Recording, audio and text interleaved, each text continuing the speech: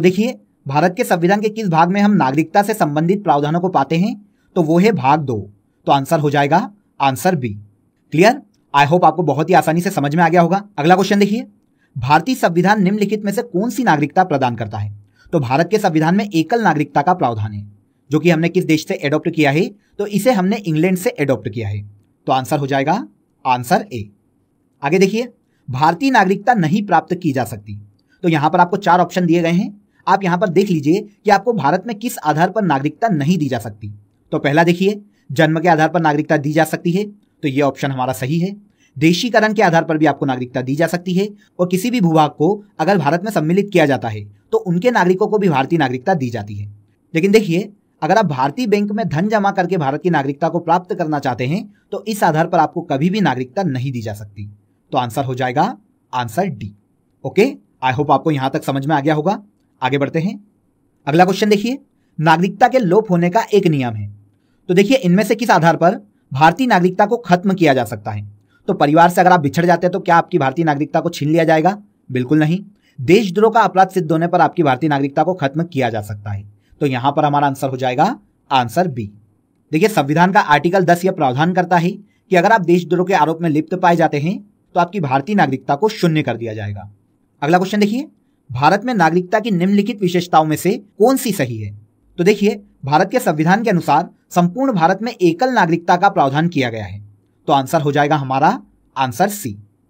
भारत के संविधान में एकल नागरिकता का प्रावधान है, जिसे इंग्लैंड के संविधान से एडॉप्ट किया गया है। इसके बाद देखिए, भारत में एकल नागरिकता की अवधारणा अपनाई गई है। तो किस देश से ली गई है? हमने इस पर 3 बार डिस्कस कर लिया है। तो आंसर आप सभी को पता चल ही गया होगा। आंसर हो जाएगा आंसर ए। भारत में एकल नागरिकता इंग्लैंड के संविधान से एडॉप्ट की गई है। क्लियर?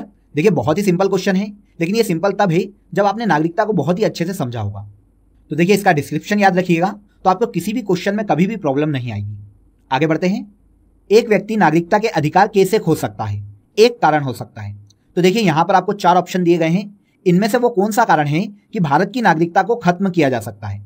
अगर भारत में कोई भी व्यक्ति दूसरे राज्य की नागरिकता ले लेता है तो उसकी भारतीय नागरिकता को खत्म कर दिया जाएगा। तो आंसर हो जाएगा आंसर बी। देखिए, यहां पर राज्य का मतलब राष्ट्र से है। अगर कोई भी व्यक्ति स्वेच्छा से दूसरे राष्ट्र की नागरिकता ले लेता है तो उसकी भारतीय नागरिकता को खत्म कर दिया जाएगा। क्लियर? बहुत ही सिंपल क्वेश्चन था।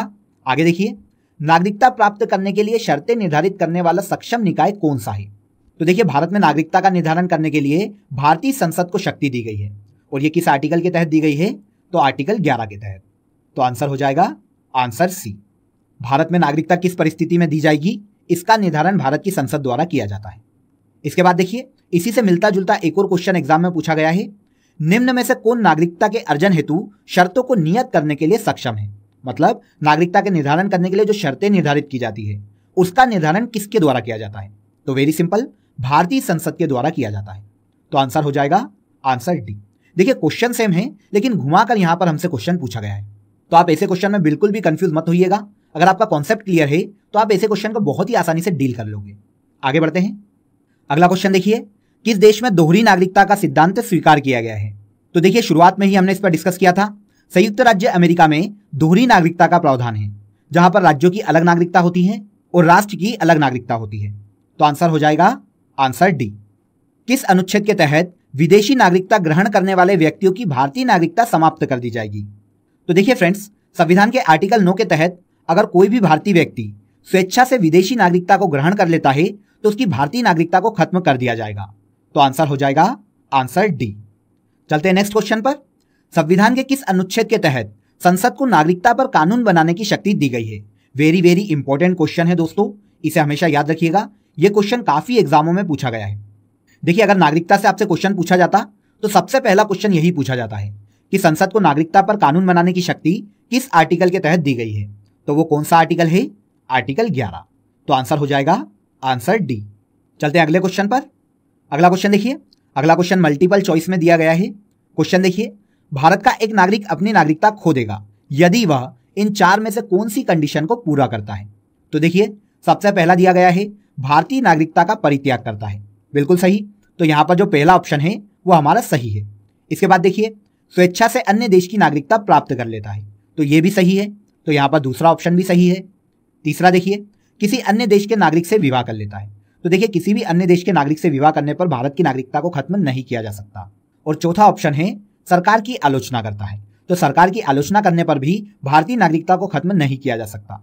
तो यहां पर 1 और 2 सही है। तो ऑप्शन देख लीजिए, आंसर है आंसर सी। किसी भी व्यक्ति की भारतीय नागरिकता खत्म हो जाएगी यदि वह स्वेच्छा से भारत की नागरिकता छोड़ देता है और किसी अन्य देश की नागरिकता को प्राप्त कर लेता है। क्लियर? अगला क्वेश्चन देखिए, नागरिकता अधिनियम 1955 के अंतर्गत पंजीकरण द्वारा भारतीय नागरिकता प्राप्त करने के लिए भारतीय मूल के व्यक्तियों को भारत में कितने वर्ष बिताने होंगे? तो देखिए दोस्तों, नागरिकता अधिनियम जो कि 1955 में लाया गया था, इसके अकॉर्डिंग अगर किसी भी विदेशी व्यक्ति को भारत की नागरिकता प्राप्त करना है तो उसे न्यूनतम 7 वर्ष तक भारत में निवास करना होगा। तो आंसर हो जाएगा आंसर बी। देखिए अगर कोई भी विदेशी व्यक्ति 7 वर्ष तक भारत में निवास कर लेता है और उसके बाद अगर वो नागरिकता के लिए अप्लाई करता है तो उसे भारत की नागरिकता दे दी जाएगी। लेकिन यहां पर भी याद रखिएगा, अंतिम निर्णय गृह मंत्रालय को ही करना होगा। ऐसा जरूरी नहीं है कि किसी ने 7 साल पूरे कर लिए तो उसे सडनली भारतीय नागरिकता दे दी जाएगी। नहीं, पहले गृह मंत्रालय चेक करेगा कि संबंधित व्यक्ति किसी भी असामाजिक गतिविधियों में तो लिप्त नहीं है। अगर वो लिप्त नहीं पाया जाता और उसका ट्रैक रिकॉर्ड बहुत ही क्लीन है तो इसी कंडीशन में गृह मंत्रालय नागरिकता दे सकता है। पर देखिए अंतिम निर्णय तो गृह मंत्रालय को ही करना पड़ेगा। क्लियर? आगे बढ़ते हैं। भारतीय संविधान में नागरिकता के प्रावधान कब लागू हुए? तो देखिए दोस्तों, भारत के संविधान को तो 1950 में लागू किया गया था, लेकिन उसके पहले 26 जनवरी 1949 को भारत के संविधान के कुछ आर्टिकलों को लागू कर दिया गया था जिसमें नागरिकता भी शामिल थी। तो आंसर हो जाएगा आंसर बी। 1949 में ही भारत की नागरिकता के जो प्रावधान थे उन्हें देश में लागू कर दिया गया था। अगला क्वेश्चन देखिए, इनमें से कौन सा मौलिक अधिकार विदेशी नागरिकों को प्राप्त नहीं है? तो पहला ऑप्शन देखिए, लोक नियोजन के विषय में अवसर की समानता। देखिए यह संविधान के आर्टिकल 16 में शामिल है। सरकारी नौकरियों में विदेशी नागरिकों को अवसर की समानता भारतीयों की तरह नहीं दी जाती। तो आंसर हो जाएगा आंसर ए। यह मौलिक अधिकार विदेशी नागरिकों को नहीं दिया जाता। इसके अलावा छुआछूत के आधार पर आप किसी से भी भेदभाव नहीं कर सकते, चाहे वो भारतीय नागरिक हो चाहे वो विदेशी नागरिक हो। अपराधों के लिए 2 सिद्धि का अधिकार है। जब तक किसी भी व्यक्ति पर अपराध सिद्ध ना हो जाए उसे सजा नहीं दी जा सकती। ये दोनों ही नागरिकों पर लागू है, चाहे वो भारतीय नागरिक हो चाहे वो विदेशी नागरिक हो। और इसके अलावा जीने की स्वतंत्रता भारत में हर व्यक्ति को दी जाती है।